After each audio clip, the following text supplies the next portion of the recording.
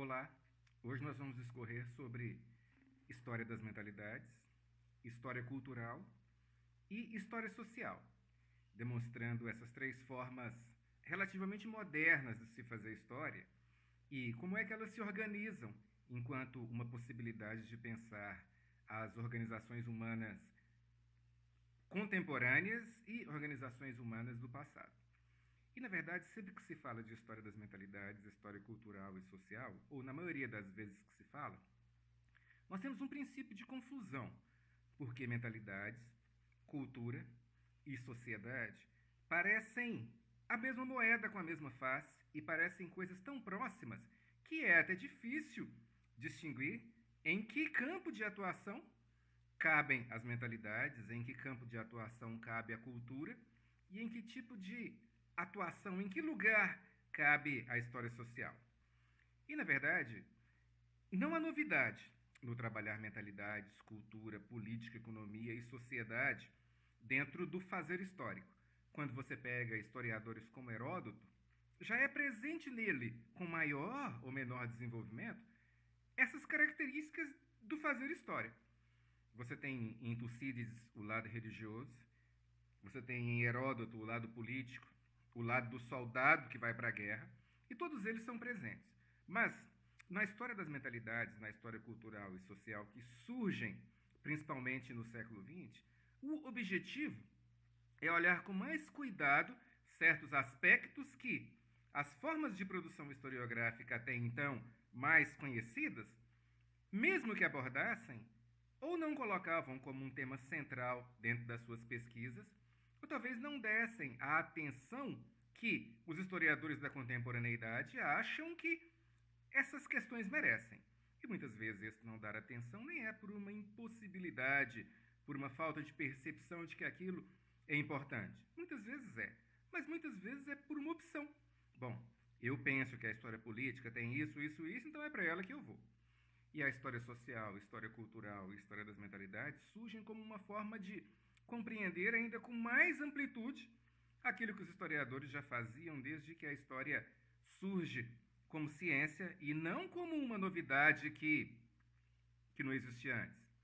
Tem um historiador chamado Morgan que ele até comenta o seguinte: é preciso que se tome cuidado quando se fala de história das mentalidades, cultural, social, história de gênero, e para que nós não achemos que estamos descobrindo algo que ninguém fez antes. Porque, na verdade, a maioria dessas formas de produção historiográfica que a contemporaneidade dá mais atenção a elas, elas são anteriores a, não só a essa geração, mas anteriores ao surgimento dessas formas de fazer história contemporânea.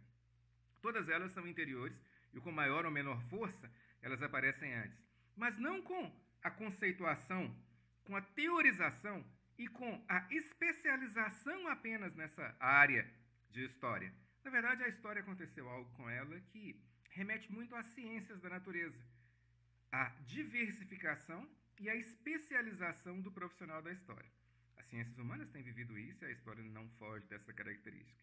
Você tem o historiador de medieval, o historiador de moderna, contemporânea, antiga, teoria da história, Brasil, América, e aqueles que, especializando nessas áreas, se voltam para um campo específico que nem é atingido por essas especializações, já que elas são normalmente datações, com exceção, mesmo a história do Brasil, é Brasil Império, Colônia, República, e é assim que é ensinada nas escolas e ensinada na universidade também, que é uma escola.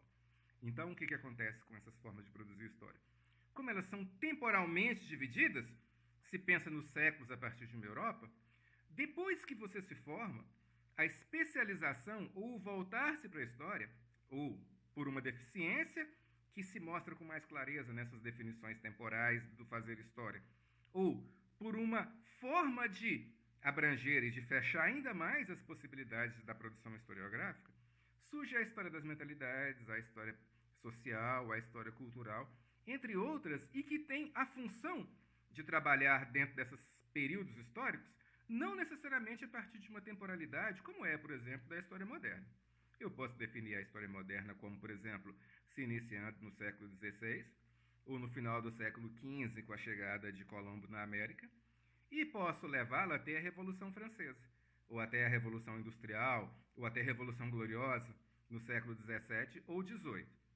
Mas o que interessa é que eu tenho uma temporalidade clara.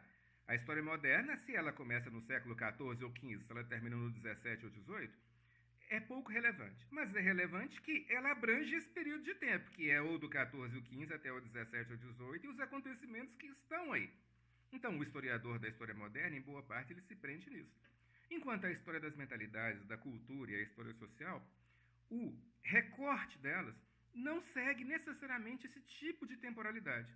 Eu posso fazer a história das mentalidades do século V depois de Cristo. Posso fazer a história das mentalidades do século V antes de Cristo. Mas posso fazer a história das mentalidades do século XXI também. O mesmo historiador. Então, em vez de se prender nesse recorte por antiga, medieval, moderna e contemporânea, ele se prende num recorte muito que lembra um pouco a antropologia, no sentido do acontecimento. O que existe de similaridade entre esse acontecimento, por exemplo, do século XXI e o acontecimento do século V a.C.? Ou seja, em vez de ser uma história dividida com as típicas divisões de antiga, média, moderna, contemporânea, ela é uma história dividida em esse acontecimento era assim aqui e era assim há 1000 anos. Ou seja, foge da típica temporalidade da história e, ao mesmo tempo, resolve um problema que, se essa divisão, por um lado, é positiva que por resolver uma série de questões, já que a divisão facilita a datação, por outro, ela é um problema porque praticamente tira de você a possibilidade de trabalhar, se você é um especialista numa área, com um período que está fora do seu. Então, mentalidade é como se a história tivesse as divisões típicas numa linha horizontal. 15 ao 18, 20 ao 21, história medieval, do 5 depois de Cristo até o 15 depois de Cristo. Ou seja, umas linhas que lembram a horizontalidade. Enquanto essa história, no sentido que nós falamos da mentalidade, da cultura e a história social, elas têm uma linha que lembra muito a verticalidade, elas se aprofundam. Estou vendo eu mexer os dedos aqui, tomara que na hora que o vídeo ficar pronto tenha algum sentido isso, né? Aqui agora tem, mas para quem está vendo depois eu não sei. Então, o que acontece dentro dessa lógica? E ela surge com esse viés, e ela surge principalmente no século XX, à medida que a diversificação do fazer história vai acontecendo. A segunda metade do século XX é, por excelência, o campo, não necessariamente a segunda metade, mas já pode pegar um pouco menos de meados do século XX, quando o que nós chamamos de análise surgem. Já começa a haver uma boa estrutura dessa história que mais para frente vai se estruturar ainda mais. E o período que ela se estrutura é menos importante do que a forma como se concebe esse fazer história que nós estamos comentando aqui. E, dividindo, ou melhor, tentando separar essas histórias que nós citamos aqui, mentalidade, cultura e social, é preciso que se tenha em conta aquilo que Weber fala quando ele vai falar de ações sociais. Não que as ações sejam importantes, mas a ideia do Weber cabe bem aqui. Ele diz o seguinte: nenhuma delas é pura. Não adianta eu imaginar, ele caracteriza uma série de ações sociais e diz: nenhuma delas é pura, nenhuma delas é absoluta. Existe sempre uma mistura, mas existe um elemento desses que caracteriza a ação que é dominante. No caso da história das mentalidades, da história cultural e da história social, é a mesma coisa. Nenhuma delas é pura. Toda a história das mentalidades tende a ter social, tende a ser cultural, política, econômica, mas acima de tudo, dependendo do recorte que o historiador faz, o viés das mentalidades, que nós vamos explicar daqui a pouco o que é o que realmente vai aparecer dentro dessa forma de fazer história. E o mesmo vale para a história cultural. Toda história cultural ela é mental, social, econômica, política, marcada por uma série de violências, mas acima de tudo, ela é social, ou melhor, cultural. E essas marcas que nós estamos falando, dessas histórias, isso que vale para todas elas, elas têm esse lado de similaridade, que é o fato de compartilharem necessariamente aspectos, até porque todas fazem parte de um arcabouço maior. Por que ela tem esse componente de mistura? Porque ela não é isolada no mundo, ela não vive como se ela estivesse à parte. Ela é inserida no mundo que tem uma série de outras formas de concepção de mundo. E a partir do momento em que ela se insere, existe um diálogo, uma conversa, uma interferência e uma impossibilidade de se mostrar pura. Não existe uma história das mentalidades que seja 100% mentalidade, nem existe uma história social que seja 100% social. Mas existe uma história que, dependendo do viés que você dá, ela se mostra, acima de tudo, mentalidades. E é para essa história que nós vamos discorrer agora, falando sobre essas divisões. a história das mentalidades, começando por ela, já que foi a última que nós falamos, ela seria aquelas coisas que marcam o ser humano de forma muito profunda, íntima, e que muitas vezes sequer são percebidas por ele. Certos comportamentos, certas posturas à mesa ou postura em outro lugar que marcam o ser humano de uma forma extremamente profunda e que, se ele posteriormente visse aquelas ações, até ele mesmo poderia questionar: caramba, nunca imaginei que as minhas ações eram pautadas por essas marcas tão nítidas e nunca imaginei que eu seria incapaz do quê? De percebê-los. Então, são aqueles comportamentos, aquelas coisas que todo ser humano tem, que vêm de um lugar tão profundo dentro dele, que muitas vezes ele é incapaz sequer de perceber onde é que esse lugar está. Certos comportamentos que todo ser humano tem, que são muito profundos, aquelas mudanças, aquelas estruturas sociais que uma parcela da sociedade demora a perder e que estão além da necessidade de mudança legal. Muitas vezes eu modifico a lei, modifico essa questão, e a história das mentalidades, o comportamento mental, ele continua ainda tão forte e tão imbricado a ponto de eu sequer perceber que esse comportamento continua sendo meu.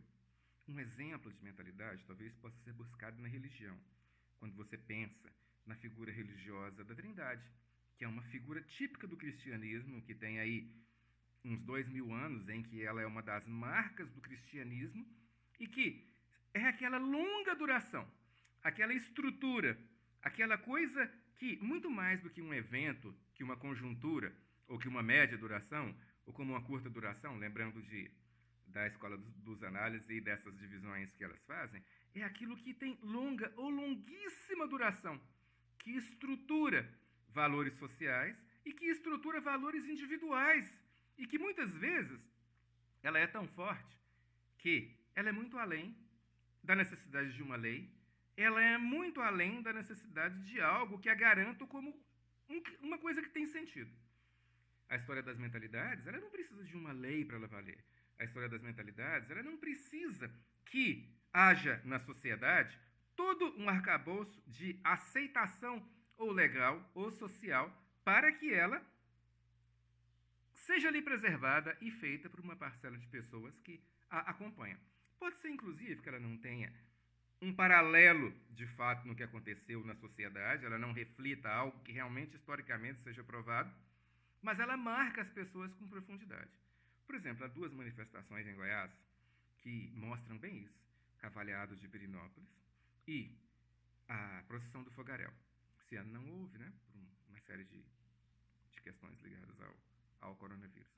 Mas a Procissão do Fogaréu e as cavalhadas, elas mostram bem isso. Uma mentalidade arraigada e tão profunda em algumas pessoas da sociedade que pouco importa se no livro religioso que eles se inspiram, que é a Bíblia, há alguma manifestação que pareça com a procissão do fogaréu. Pouco importa se no livro bíblico há alguma manifestação que pareça com as cavalhadas. E pouco importa se na história há algo.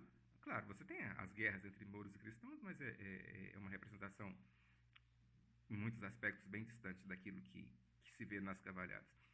Mas é algo que é tão profundo na mentalidade do cristianismo, que remete a uma essência cristã tão longa, que, mesmo sem que elas representem algo que de fato tenha um fundamento histórico, uma batalha que aconteceu, ou uma procura de Jesus, uma caça a Jesus que realmente tenha acontecido, elas se estruturam nessa mentalidade religiosa de guerra e de dificuldade com o islamismo, de perseguição aos cristãos e de perseguição ao próprio Jesus. Ou seja, ela é uma sequência, algo que vem passando de geração a geração e que até hoje as pessoas seguem. E, mesmo que legalmente falando não haja uma exigência, há uma exigência mental de um comportamento que muitas vezes eu não reflito sobre ele. Eu não penso, é lógico, não é lógico participar das cavalhadas, participar da procissão do fogaréu, tem sentido ou não tem? Muitas vezes eu estou aqui esperando, se espera a vaga. Há 5 anos eu espero uma vaga para participar da procissão do fogaréu. Isso não sou eu, isso tem alguém comentando, né? Alguém que está na fila de espera. Há 5 anos eu espero uma vaga para participar da procissão do fogaréu. Espero mais 5, essa vaga vai surgir e eu vou poder fazer e vou fazer parte dessa honra, que é algo ligado a uma mentalidade, a uma estrutura cristã que tem mais de 2000 anos e que remete a formas de comportamento muito antigas. E não há na pessoa a reflexão seguinte: mas por que eu tenho que esperar 10 anos para participar de algo que eu não sei se tem algum sentido? Ele não vai fazer essa pergunta, porque para ele tem todo sentido, justamente porque é aquilo que é arraigado, é profundo. Não há questionamentos. Eu simplesmente sigo certas tradições. Nós vamos pegar um outro exemplo aqui do que seria essa história da mentalidade, dessas coisas mais arraigadas e que todos nós temos. Nós temos dentro de nós esses valores e que são muito profundos. Né? Eu me lembro que, citando o padre Robson, que está tendo esses problemas com a justiça, e não é citar a justiça que resolva com ele essas coisas. O que eu quero citar dele aqui é a justiça e os fiéis, né, que passaram uma boa grana para ele. O que eu quero comentar aqui é sobre algo que um amigo, Túlio, comentou que ele viu numa das festas religiosas de Trindade há um tempo atrás. Quando o padre Robson descia da matriz, uma série de pessoas em fila ou em confusão querendo tocar o padre, como se nele houvesse uma santidade típica daquilo que o Mark Bloch fala que os reis da Idade Média tinham. Quando eles saíam na rua, as pessoas queriam tocar o rei, assim como elas queriam tocar, teoricamente, Jesus, e assim como elas queriam tocar o padre Robson. Porque, na verdade, o quê? A mentalidade mostra algo em comum entre as pessoas da Idade Média e os reis, aquilo que a Bíblia descreve como sendo de Jesus Cristo, e quem está na festa de Trindade nesses últimos anos. O fato de que existe dentro de alguns seres humanos, numa mentalidade arraigada que vem de séculos de cristianismo, algo que diz o seguinte: todo homem santo, ou quase todo homem santo, eu falo homens porque vivemos numa sociedade muito masculina, a maioria das figuras são, nas religiões ainda são masculinas, né? Por isso o homem, não humanidade, né? No sentido que se fala aqui. Esses homens, eles são, de certa forma, um resgate daquilo que o cristianismo sempre falou. Todas as épocas, em todos os lugares, existem alguns homens santos que parece que vale a pena tocá-los. Valia a pena tocar em Jesus, né? Há passagens bíblicas que relatam muito bem isso. Valia a pena tocar em São Francisco de Assis.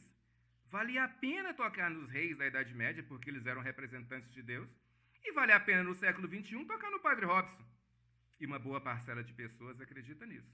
Aquilo que vem de séculos, de milênios, que vai passando dentro de uma sociedade, ou em uma parcela de indivíduos de uma sociedade, de geração em geração, e que fica ali por milênios, por séculos, que as pessoas não refletem sobre o ato, mas simplesmente fazem. Isso é para isso que a história das mentalidades se volta. Para aquilo que todo ser humano faz, mas muitas vezes nem reflete sobre o ato. Faz simplesmente porque é tão arraigado, tão firme que eu quero seguir. Batizar um filho pode ser simplesmente uma mentalidade. Meu pai batizou, meu avô batizou, meu bisavô batizou, e eu batizo. Mas eu não reflito sobre sobre batizar. Eu simplesmente o quê? Ajo, simplesmente sigo, e a mentalidade volta para isso. Isso se faz há quanto tempo? Há séculos. Aquilo que em um lugar, em uma região ou em uma cultura se faz há séculos, e mesmo depois que deixa de ser uma obrigação, nunca foi uma obrigação legal. Mas mesmo depois que a religiosidade se espalha um pouco mais e que outras formas de expressão religiosa chegam num lugar, ela continua tendo aquele valor, continua tendo mental, profundo, extremamente profundo, a ponto de eu nem sequer perceber que tu... E essa força do agir sem refletir ligado à mentalidade está em todos os segmentos. Fico imaginando aqui qual das mulheres que está vendo esse vídeo que nunca passou por isso uma vez nessa semana. Uma sandália ou uma calcinha extremamente apertada e que acaba te impedindo de ter uma liberdade de movimento, mas que você não questiona. Você simplesmente usa essas coisas porque elas são tão arraigadas, são tão presentes que nós fazemos como se, de um modo geral, elas fossem as coisas mais normais e que se espera que uma mulher faça e implica em fazer e estar bem vestida, como nós podemos ver nessa foto, mesmo que doa. Mas estou seguindo, estou acompanhando e estou fazendo. É por isso que eu me comporto assim. Eu toco no Padre Robson. Nem penso sobre isso. Mas escuta, não seria mais interessante eu orar ou rezar diretamente para... Não, mas acontece o seguinte, quando se tocava em Jesus, e pode ser até que eles não saibam disso, mas quando se tocava nos reis da Idade Média, quando se toca no padre, quando se toca no próximo padre que virá daqui a 100 anos, quando se toca no padre ou no pastor que veio há 100 anos, é a ideia do homem santo, a mentalidade arraigada dentro de uma cultura, que ninguém está discutindo aqui se é positiva ou negativa, mas que está lá e que ninguém questiona a existência dessa mentalidade e dessa força que, de uma forma ou de outra, vai guiar as pessoas.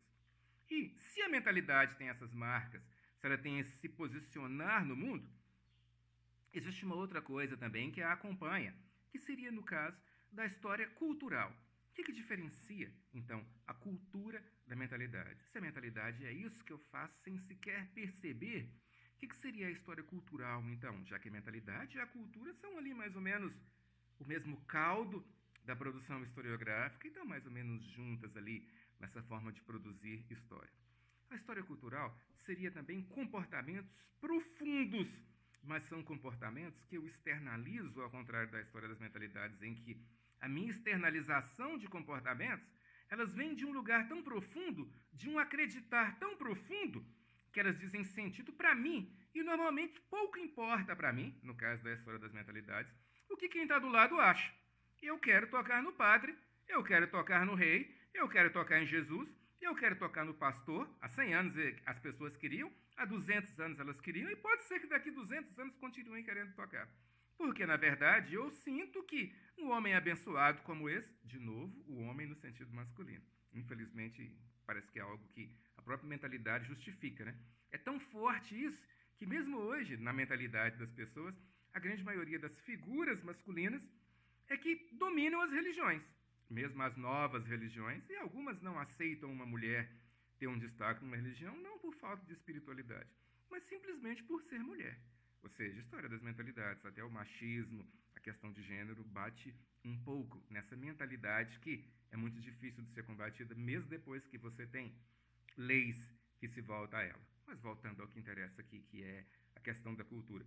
São aqueles comportamentos que você já externaliza com mais facilidade e que você já tem um pouco mais de percepção de que você está agindo de acordo com eles. É como se você, na história da cultura, a história cultural, ela se volta para aquelas manifestações mais conscientes das pessoas e que elas querem mostrar para uma coletividade, que elas fazem parte, para uma coletividade não, elas querem mostrar para algumas pessoas que elas fazem parte de uma coletividade e que nessa coletividade tem algumas coisas que elas valorizam publicamente e assumem isso publicamente.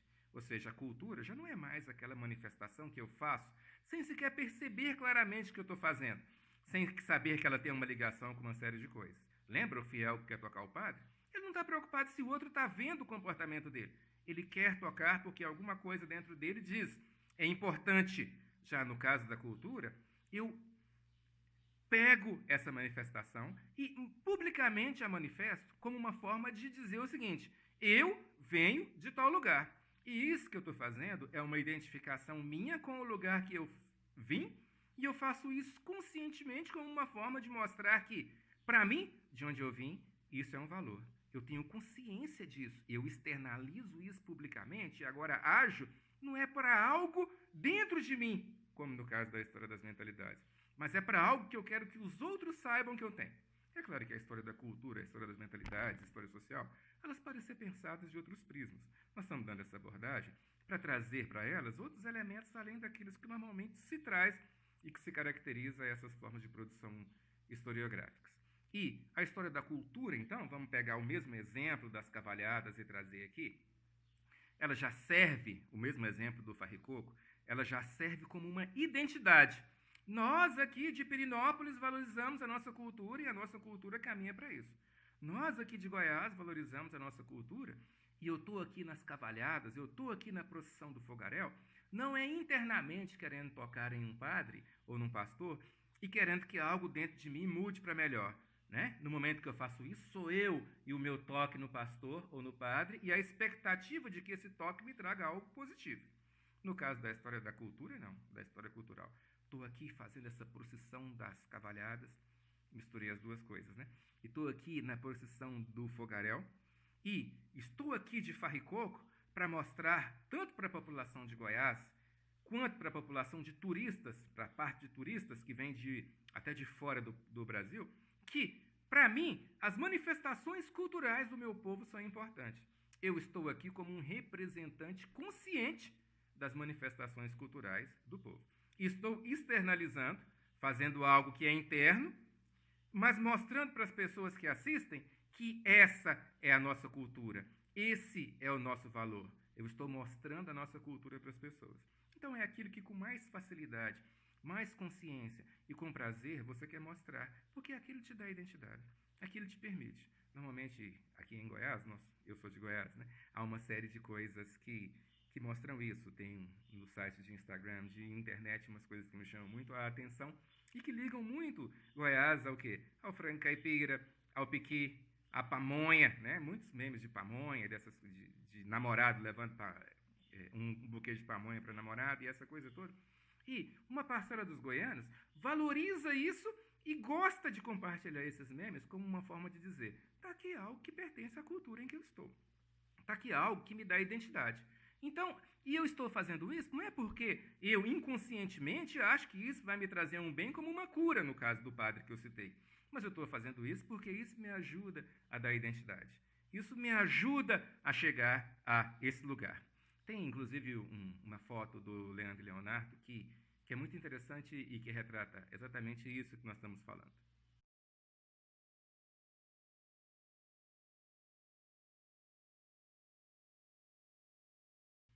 No dia do rock, Goiás, que normalmente é identificado fora do estado como um estado que tem uma ligação muito forte, não só com a ruralidade, mas com a música sertaneja, no dia do rock tem os seus roqueiros.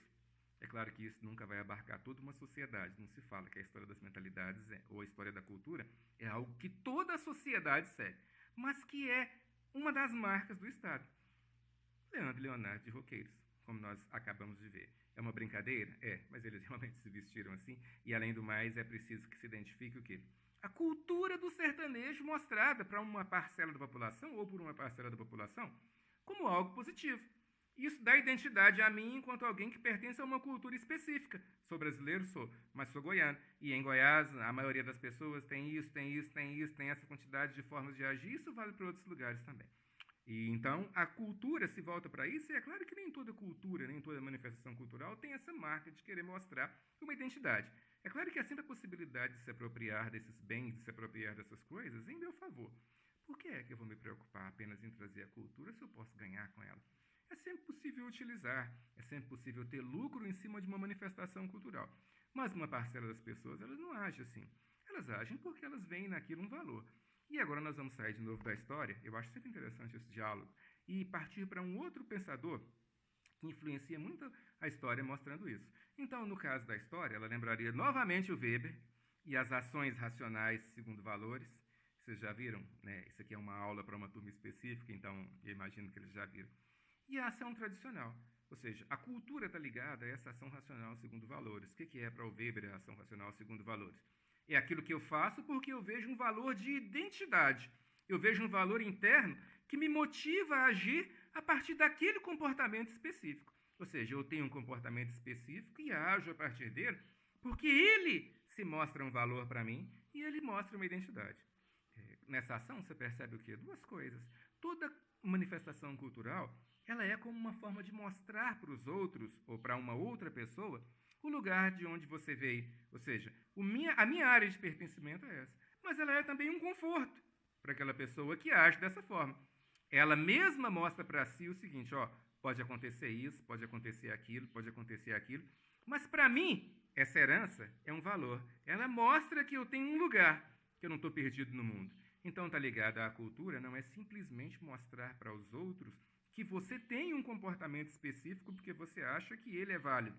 Mas não é simplesmente mostrar. É também uma forma de te dar identidade. É também uma forma de te acalmar. E nesse aspecto ela se aproxima um pouco da história das mentalidades. O que é a história das mentalidades, como nós dissemos?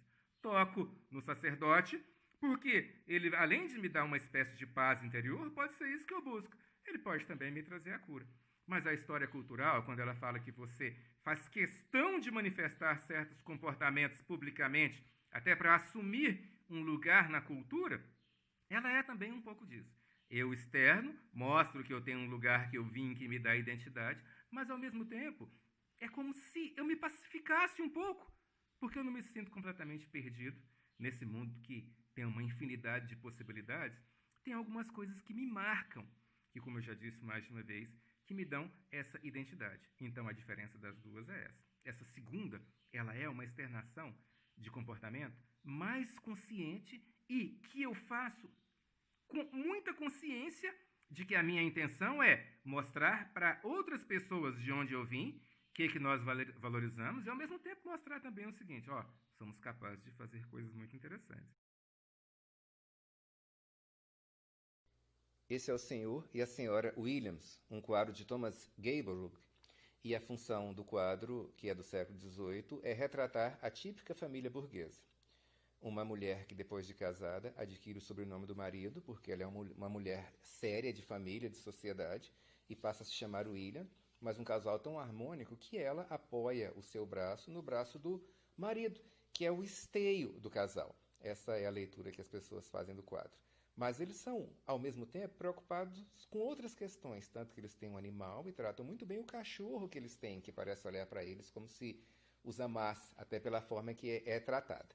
E esse é um retratar consciente que é feito claramente, ao contrário da história das mentalidades, no caso da história cultural, e eles querem retratar a burguesia e o fato de que eles têm um comportamento que se espera de burgueses, que é diferente dos nobres, mas que na sociedade eles são muito civilizados. E essa família retrata isso pela pose e conscientemente passa isso para outras pessoas. E ao mesmo tempo, tentar me dar uma identidade dentro dessas formas variadas de comportamento. E no caso da história social, ela surge, ganha força junto com a história econômica, ela ganha muita força a partir do que nós convencionamos como Escola dos Análises, e aportuguesando o nome, né? E ela ganha muita força nesse período, na época em que os historiadores querem abandonar, ou pelo menos reduzir dentro da história, aquilo que eles imaginam que é uma grande força do que eles chamam de história política. Junto com a história econômica, que vai ser outra que vai se projetar ainda com mais força, principalmente à medida que os análises vão se desenvolvendo e que as gerações vão passando, a história social ela ganha força dentro desse movimento. E, se por um lado ela quer se diferenciar da política e da economia, que na visão dela, a história política que se fazia era até interessante, era uma história que abordava uma série de coisas, mas era a típica história voltada para os grandes homens. De novo, aqui a palavra homem no sentido homem mesmo. Ela era, e não no sentido de humanidade, ela era tipicamente voltada para os grandes homens. Eu mostro, por exemplo, a Guerra Franco-Prussiana e mostro Napoleão III, mostro Bismarck, mostro os grandes generais como aqueles que agem politicamente, militarmente e economicamente, já que no final da guerra houve uma série de modificações econômicas, uma boa parcela delas em favor da Alemanha, que era a ganhadora da guerra. E quando surge a história social, a ideia é a seguinte: ok, vamos continuar nesse mesmo nicho do tratar sociedades, vamos continuar nesse mesmo nicho de tratar seres humanos agindo no tempo. Mas o nosso viés desse mesmo nicho de tratar sociedade e tratar seres humanos agindo no tempo, ele vai se voltar para a sociedade agora, mas não necessariamente para essas figuras apenas, para os grandes brasões, para os grandes imperadores e líderes. Ela vai se voltar para a sociedade, para as causas sociais, dando mais uma ênfase à coletividade do que a indivíduos. Um dos propósitos da história social é a coletividade pode ser mais importante do que os indivíduos. Não necessariamente ela é a mais importante. Não há uma garantia de que a coletividade vai ser mais importante do que os indivíduos. Mas ela pode ser, dependendo da perspectiva e da forma que eu aborde. Então, a história social, ela se volta, entre outras coisas, vamos começar pegando uma história social bem ampla e depois a gente reduz um pouco essa marca da história social. Vamos pensar na Revolução Francesa, que é uma revolução que vai marcar a humanidade por uma série de coisas. Não toda a humanidade, mas aquela parcela que mais nos influenciou, que é a parcela europeia e principalmente. E vamos pensar nessa revolução. A história social, ela mostra essa revolução como um componente que vai atingir um largo espectro da sociedade. Ela vai atingir um largo espectro de franceses e um largo espectro de pessoas mesmo fora da França. Mas essa história social, que atinge esse largo espectro de pessoas na França e também fora da França, mesmo que na maioria dos lugares com uma força inferior, ela não é algo interno a um indivíduo que o move, como é o caso da história das mentalidades. Acima de tudo, a história das mentalidades move aquele indivíduo no toque ao padre. E eu quero ser regenerado porque eu estou tocando em você. Sou eu e você, não estou nem aí para a coletividade que está ao redor pensa. É claro que ele está aí também. Como nós falamos, uma delas é pura. Mas acontece que nós estamos enfatizando esse lado para mostrar a diferença das três. E já na história social, não. Não é um comportamento necessariamente que a sociedade tinha que a história social valoriza. Ela se volta em muitos aspectos, não como faz a história das mentalidades e a da cultura. A história das mentalidades e a da cultura, elas valorizam muito a continuidade. Se eu mostro que Goiás é a terra do frango caipira, que é a terra da música sertaneja, normalmente na cultura eu não mostro com contrariedade. Eu mostro como se essa identificação com essas características fosse algo que eu considero positivo, até pela identidade que dá. A mentalidade eu nem me preocupo a mostrar, mas eu quero apenas que aquilo que eu acredito me traga paz, o toque, como eu já falei várias vezes na questão do sacerdote, porque eu acho que cai bem. E já a história social, ela não se fia na continuidade. Muitas vezes a história social se volta naqueles momentos de ação coletiva em que o objetivo final daquela ação não é a continuidade, não é a manutenção de um privilégio, não é que as pessoas se comportem como elas se comportavam antes, mas é o rompimento com certas práticas que ela acha que já não servem mais. A história das mentalidades, ela tem da história social, ela tem essa característica. Ela trabalha com continuidades, mas ela trabalha também com rompimentos. Ou seja, o momento em que uma sociedade rompe uma série de práticas, uma série de comportamentos que ela tinha e imediatamente admite ou assume outros comportamentos ou outras práticas como sendo válidas. Então, a história social, ela fala de continuidade, mas ela fala de rompimentos e ela fala das mudanças que uma sociedade passa. E nessa mudança ela pode abordar o que continua e o que deixou de ser. Mas, acima de tudo, é a mudança da sociedade ou a possibilidade. Há quase sempre alguma coisa que muda quando você se volta para uma história social. Ao contrário da cultura, que quase sempre é uma coisa que continua. E ao contrário da mentalidade, é quase sempre uma coisa que está aqui há milênios e eu sequer percebo, mas que me move, no caso que nós acabamos de dizer. E o que será que se modificou na história social que se pratica e que nós podemos pegar a Revolução Francesa como exemplo? Pensemos na Revolução Francesa. Tomada da Bastilha, reis, mortos e decapitados, uma infinidade de líderes da própria Revolução decapitados no período em que a Revolução vai, no nosso ponto de vista, se recrudescendo. Não para quem agia naquela época, achava que era assim que tinha de ser. Mas nós que analisamos de fora e no futuro, pensamos que nesse recrudescimento. Aquela quantidade de cabeças que rola, e Napoleão, mudanças. Mas, ao mesmo tempo, além disso, de pequenas mudanças que acontecem dentro da própria Revolução, agora é uma ala que comanda, agora é uma outra ala que comanda, agora é uma outra ala que comanda as questões sociais e, aos poucos, elas vão se modificando. Mas existe uma outra mudança também que a história social aborda. O fato de que, independente da violência, independente do que aconteceu naquela época, a sociedade francesa, e em boa parte, dependendo de vários lugares do mundo que nós podemos pegar como abordagem, a sociedade mundial, vamos mudar de mundial para internacional, né? Nem internacional cai bem. A sociedade em vários lugares do mundo nunca mais foi a mesma. Porque certas coisas aconteceram na Revolução Francesa que fizeram com que as pessoas vissem que certas tradições podiam ser rompidas. Certas tradições, mesmo que estivessem ali há muito tempo, podiam ser rompidas. Um rei podia ser morto, como diz uma música, acho que não me lembro se do Beto Guedes ou do Milton Nascimento, né? Até um covarde podia matar um rei. E quando você pensa nessa possibilidade de abertura em que o rei pode ser morto por qualquer um, inclusive por um carrasco desconhecido, né? Que faz a sua cabeça rodar, quer seja com um machado ou com uma guilhotina. Um rei. Então, e mesmo isso nessa tradição, aquele rei da história das mentalidades, que eu toco porque ele é capaz de curar doenças de pele, que é o que se pensava na Idade Média, isso é história. Mas, por outro lado, a história mostra também, a partir da história social, que se a história das mentalidades mostra esse rei milenar, que é um poder milenar de cura de certos homens políticos, porque é Deus que os coloca ali, que é uma forma de ver, e de sacerdotes também, porque é Deus que os coloca ali. Se a história das mentalidades mostra essa continuidade, a história social mostra, ok, a continuidade existe, mas, por outro lado, a possibilidade de rompimento também existe. Está vendo a cabeça do rei ou a cabeça do sacerdote que futuramente uma parcela de pessoas vai continuar querendo encostar, imaginando que eles são capazes de curar coisas? Pode ser que em certas situações a cabeça desse rei ou desse sacerdote saia rolando aqui também e morto por um desconhecido, que ninguém vai nem saber quem é. Alguém que muitas vezes não tinha nenhuma significância em termos de importância como um conselheiro para aquela sociedade. Por isso que foi usado o exemplo do covarde matar o rei, da música, que eu não me lembro se é do Beto Guedes ou do Milton Nascimento, né? A noite em que os covardes matam reis. E aí, pensa bem, nessa lógica da sociedade.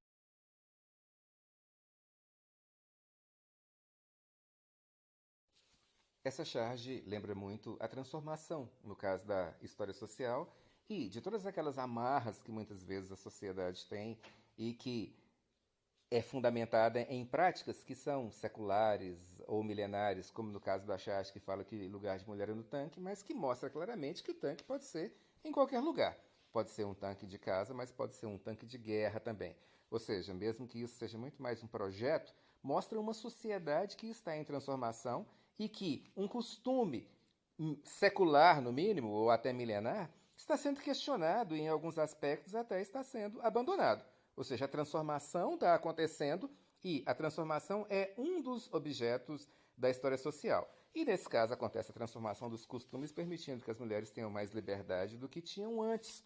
Mas não necessariamente toda transformação tem essa marca. Nem toda transformação acaba trazendo aspectos positivos. Um dos exemplos de uma transformação que não necessariamente é positiva é no caso do Irã, em que, a partir do final da década de 1970, com o que se chama de Revolução Iraniana, que levou o país muito mais para o fundamentalismo religioso, um direito legal que as mulheres tinham, um direito político, que era de andar na rua sem véu, de praticar certos tipos de esporte que hoje elas não podem, era algo que era fundamentado na lei e na política. Mas houve uma transformação na sociedade, fazendo com que certos costumes, certas práticas de uma mentalidade antiga passassem a imperar na sociedade, que impedem que hoje essas mulheres pratiquem certos esportes e até saiam na rua sem o véu.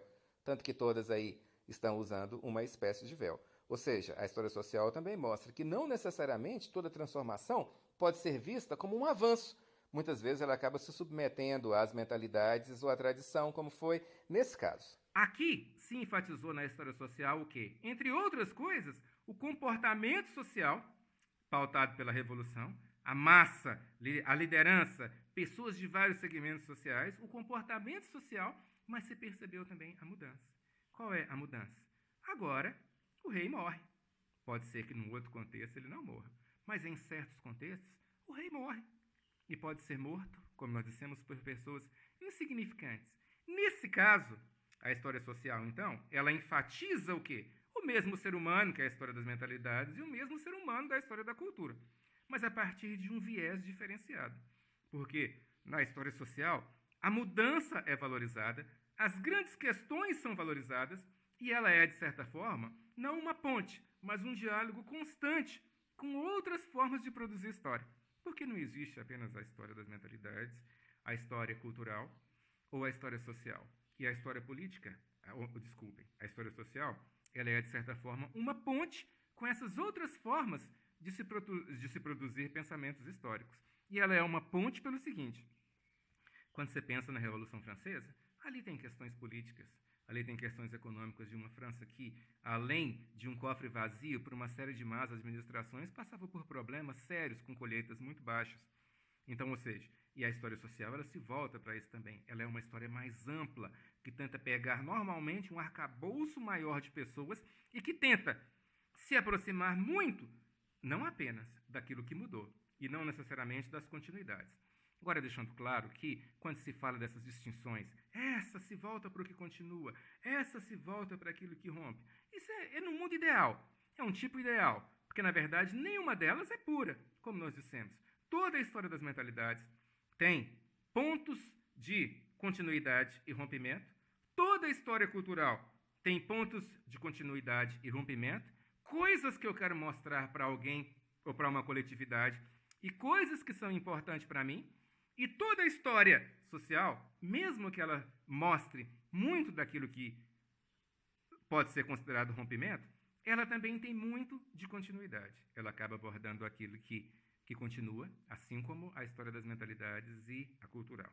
Ou seja, nada dessas formas de história é pura. Nenhuma delas tem uma pureza, mas, ao mesmo tempo, elas se mostram a partir daquilo que, como foi dito no princípio, mais a controla, mais a domina, e não necessariamente aquilo que é único. E é claro que, quando se fala de história das mentalidades, história cultural, história social, nós não estamos falando de eventos únicos que aconteceram uma vez no tempo e que nunca mais vai acontecer. Ninguém está pensando nessas coisas. Nada disso tem essa marca. Na verdade, e também nós não estamos falando de 3 formas de produzir história que dominam a história na contemporaneidade. Elas não dominam a história na contemporaneidade. Elas compartilham o fazer história contemporânea com outras formas. Existem outras formas de fazer história na contemporaneidade, além dessas que nós falamos. A história política continua aí. A história econômica continua aí. A história militar continua aí. Então, outras formas de produção histórica, a história dos jovens, a história das mulheres, elas continuam aí. O que acontece é que, à medida que o século XX caminha, essas formas de fazer história vão se tornando mais importantes e começam a, entre aspas, dividir o seu espaço. É isso que elas vão fazer, com essas outras características que nós mostramos aqui, mas não enquanto formas únicas, ou seja, fazer história no século XXI, fazer ciência social, ciência humana no século XXI, é se voltar para um ser humano que tem essas marcas, que é dominado pela cultura, que é dominado pelas mentalidades, pelas questões sociais, econômicas, políticas, como os seres humanos de todas as épocas foram. E não é algo novo, como nós dissemos, que surge. Ninguém está inventando aqui algo que seja absolutamente novo, e sim uma continuidade daquilo que consciente ou inconscientemente os historiadores faziam no passado, mas que não necessariamente eles problematizavam da força que está sendo feita a problematização na contemporaneidade. Ou seja, à medida que o historiador especialista surge, a ideia é que a história ganhe com esse especialista uma profundidade e uma capacidade histórica tão interessante quanto aconteceu com as ciências médicas. O médico da família que tinha, por exemplo, no século XIX, que resolvia todas as coisas, ele foi substituído na contemporaneidade por um médico especialista.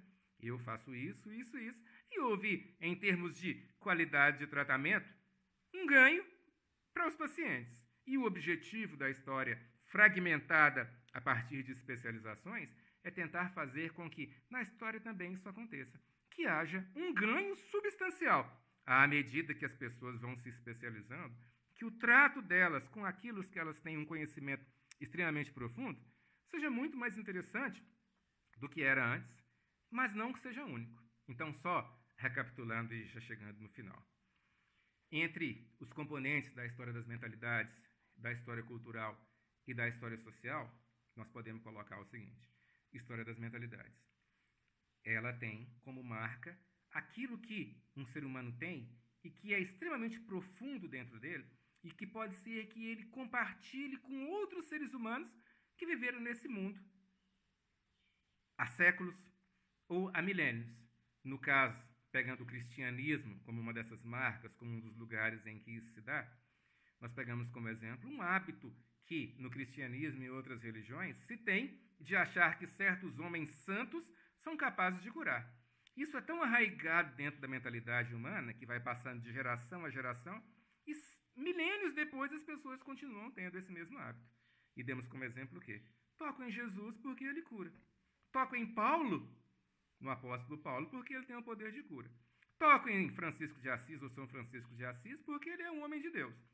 Toco no padre ou no pastor pós-revolução, pós-reforma protestante, não necessariamente porque ele acha que é interessante, mas porque a minha fé mostra que ele é alguém que pode me dar uma coisa positiva. E toco no pastor contemporâneo, ou no padre Robson, ou mesmo vou num culto afro e tento tocar, por exemplo, a mãe de santo, porque eu acho que ela é uma mulher que tem algo a me passar, no sentido de ser algo positivo. E até citei o exemplo do padre Robson, lá de Trindade. A fila de pessoas para tocar nele. O interessante é que o bispo estava lá. O Túlio comenta, e ele fala, acho que era Dom Washington, o bispo. O bispo estava lá, que em termos de hierarquia na igreja, era alguém maior do que o próprio padre. Mas, no entanto, em termos de manifestação pública, pelo menos na visão de quem estava lá, de santidade, o padre ganhava de longe da maioria dos outros padres, noviços, ou mesmo de bispos e arcebispos que, porventura, aparecessem lá. Ou seja, nesse caso, essa demonstração e essa forma, ela é mental porque a pessoa faz, porque para ela aquilo é importante. Ela não está preocupada em externar, é claro que está.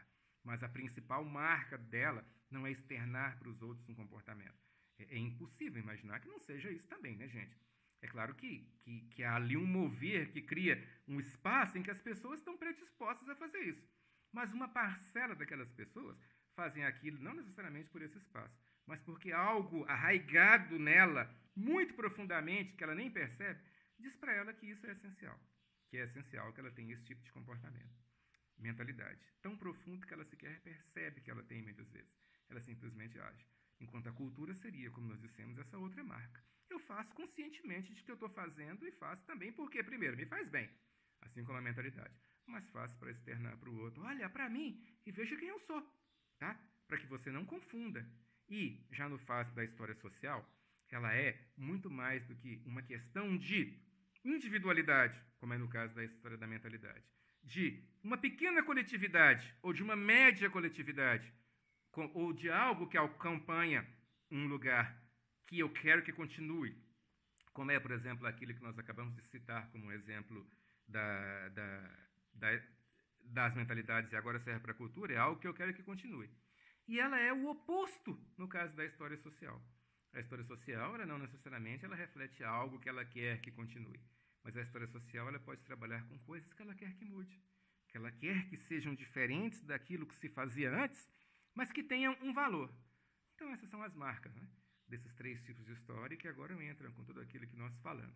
Ou seja, fazer história é muito mais complexo. Fazer ciência humana é muito mais complexo do que se pensa. Hermenêutica, fato social, fato histórico, história social, história cultural, história política, mentalidades, econômica, marxismo, weberianismo e um ser humano que não se sabe pontuar em nada dessas coisas, que parece que não quer se curvar a nenhuma delas, né? E não só o ser humano que a gente pesquisa, e sim nós mesmos, enquanto pesquisador. Mas é claro que, independente da dificuldade que é de se envolver com esse objeto, que quando você aperta de cá, ele solta de cá, quando você prende de cá, ele prende de lá, é que apesar de ser indomável, como diz o Antônio Flávio Perucci, nós continuamos apaixonados por ele, tanto que nós continuamos aqui, né?